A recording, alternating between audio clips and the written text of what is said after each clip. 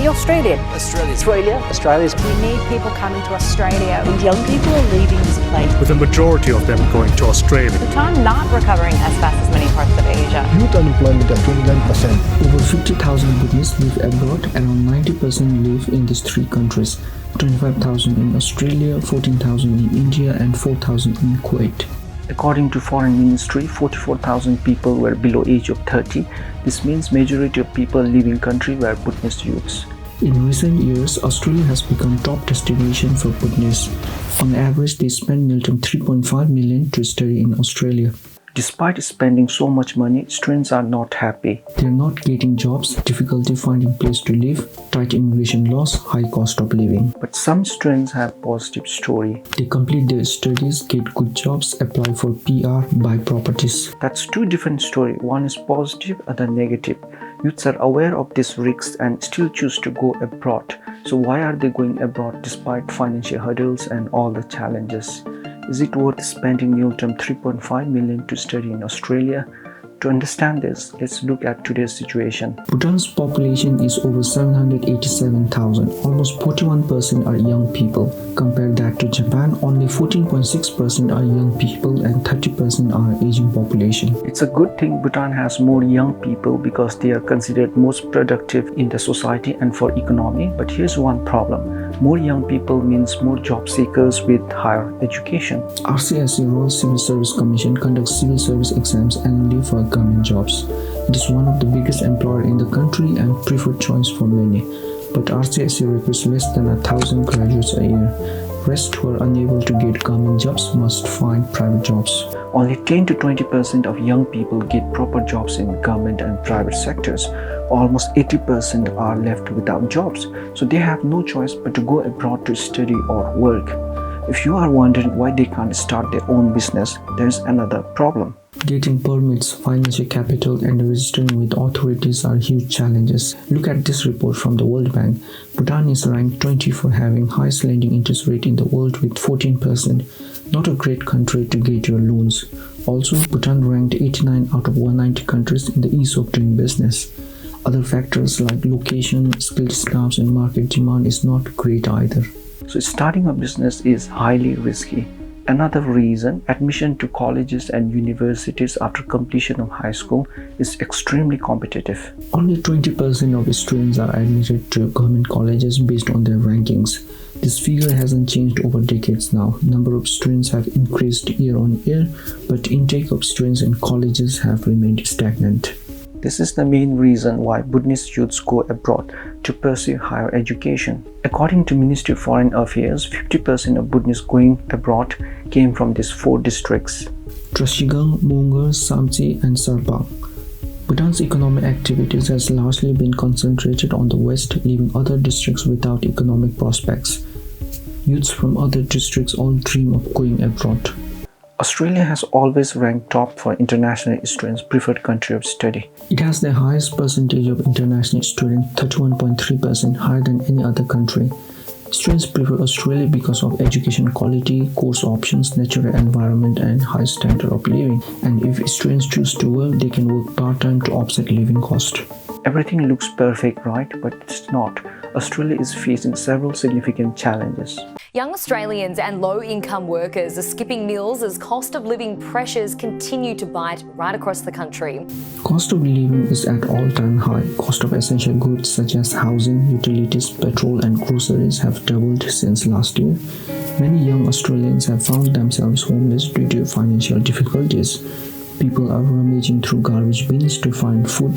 The average price of petrol has hit a record high. Households are spending 15 to 20% of their income on transport every week.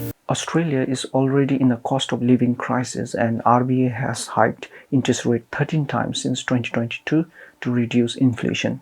This had almost no impact on inflation. This move led to several small businesses to collapse. Hospitality industry and construction sector are seeing the highest collapses. People are losing jobs and businesses are laying off hundreds of workers.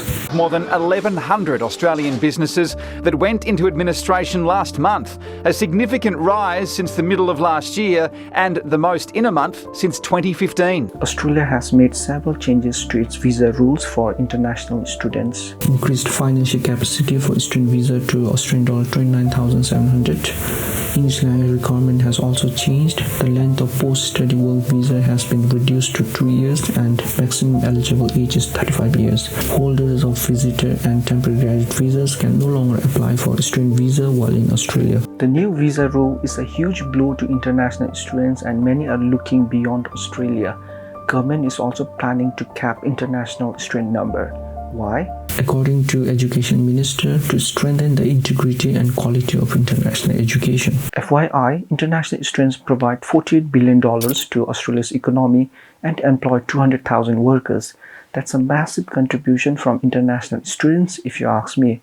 We'll probably see many local businesses and communities affected by this migration change in coming years. Unfortunately, international students in Australia do face some form of discrimination and racism. A survey conducted during COVID-19 pandemic found that 23% have experienced verbal racist abuse during the pandemic and 25% said people avoided them because of their appearance. Some even faced physical attacks.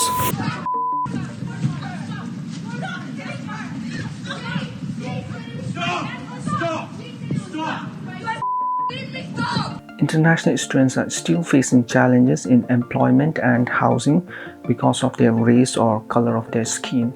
Let's look into some of the challenges faced by Bhutanese in Australia.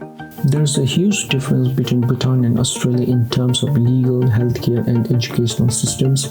Navigating these complex systems put a lot of stress on Bhutanese when they first arrive in Australia. There has been a lot of instances of fatal car accidents involving Bhutanese in recent years. In 2023, a Bhutanese man in his 20s studying at Murdoch University met with a car accident while returning home. A woman died in a separate car accident in same year in Perth. A 24-year-old Bhutanese student died in a car accident in Canberra in 2016. In 2019, a Bhutanese student in Perth died in a fatal road crash when he was driving home from work. Causes of the accidents were speeding, intoxication and mistaking traffic rules. Another striking difference you'll see is the cost of healthcare services. Although quality of healthcare services are better in Australia, it is 100 times more expensive than Bhutan. If you have serious illness or involved in accidents or undergo serious operation in hospitals, it will cost you upwards of Australian dollar 100,000. The health insurance only covers a fraction of the cost and you end up paying rest from your pocket or seek outside help. Big support usually comes from Facebook community members who contribute a small sum of money. Crime rate in Australia is way higher than Bhutan. There are several cases of Bhutanese who became victims of violent crime. A Bhutanese Uber Eats driver was badly beaten and his vehicle was stolen in Perth. In 2023, a 29-year-old Bhutanese woman was stabbed to death in Canberra. Suicide, domestic violence, substance abuse, alcohol intoxication, and vehicle accidents are becoming common with Bhutanese. When you see your friends' social media, it's easy to envy their lifestyle because you only see them going to party, shopping, traveling to beautiful places, and dining in fine restaurants. But that is only a small part of their lives and not a whole picture. Majority of Bhutanese living abroad struggle with homesickness, loneliness, stress and anxiousness. Bhutanese are working multiple jobs. They don't get time for family and friends. These jobs are extremely physical, so they are tired all the time. Housing issues and financial stress is also affecting their mental health. Adjusting to new culture, social norms and even daily routines can be challenging. Continuous physical labor has led to many Bhutanese suffering from chronic back pain, joint problems, fatigue and burnout. Unlike Bhutan, treatment and medication are not free in Australia. Not everything is bad in Australia. People do enjoy several benefits. Despite cost of living crisis and inflation, majority of Bhutanese have managed to get decent jobs, able to save and send money back home. Last year, remittance was at $125 million. More than 50% came from Australia. Bhutanese also benefit with higher education and skill qualification from Australian education providers. Bhutanese returners have been able to apply this builds skills and knowledge back home. Three sectors benefited the most from this mass migration of Bhutanese. Airline sectors, financial sectors, and educational consultancy. As thousands of youths applied for visa through consultancy firms, they sought loans from banks to finance their expenses. After approval of visa, many would book flights from Bhutan Airlines. It was a win-win situation for all because thousands of people were employed by these three sectors to provide services. Youths were able to get what they wanted and businesses made profits. However, other sectors weren't very lucky. Thousands of young employees left their job to go abroad. This led to loss of high-skilled laborers in many sectors, especially nurses and teachers. Shortages of staff made it difficult to provide daily services in the country. Capital city Thimphu saw lowest vacancy rate in history. More buildings were now sitting empty. Residential and commercial buildings were listed for sale everywhere. Declining birth rate in the country is also a big problem. The ongoing trend of youths going abroad has raised concerns among Bhutanese authorities and policymakers. A major change is happening in the country. Government has started promoting sustainable economic growth and job creation. Government plans to invest in education and training programs to develop skills. Several changes are being introduced, such as pay hike, promotion based on meritocracy, healthy workplace environment, and so on. We are also seeing changes in immigration policies in countries like US, Canada, EU. They're planning to lower immigration number and make stricter visa rules. In recent months, several Bhutanese applicants got their visas rejected. Many have given up their plans for now, while others are still looking for alternative options. With all these changes happening in Australia and other countries, will it deter Bhutanese youth going abroad? For now, the trend has slowed, but will this trend pick up again? Maybe or maybe not. I guess only time will tell. Thank you for watching and see you in the next video.